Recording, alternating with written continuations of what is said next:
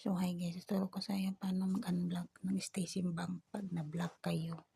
So itong akin na-block yung Stacy Bank card, yung physical card ko kasi mali yung pin ko na pindot ko 3 times at kasi hindi ko naman talaga alam yung pin. Kaya nagkamali ako ng 3 beses kaya na-block yung physical card ko.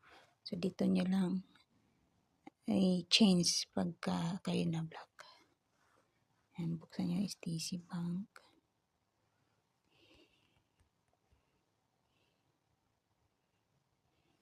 Tapos pindutin nyo yung card. So ngayon wala na siyang nakalagay dyan na black, pula. Dito mismo sa gitna ang pula. Yan. Wait. Dito nakalagay dyan pula, black yan. Pero ngayon hindi na, wala na kasi okay na yung card ko. So ang ginawa ko lang, pinindot ko yung black na yon, yung ganyan. Tapos dito change pin, yan, change na pin. Yan, mag-change kayo ng pin.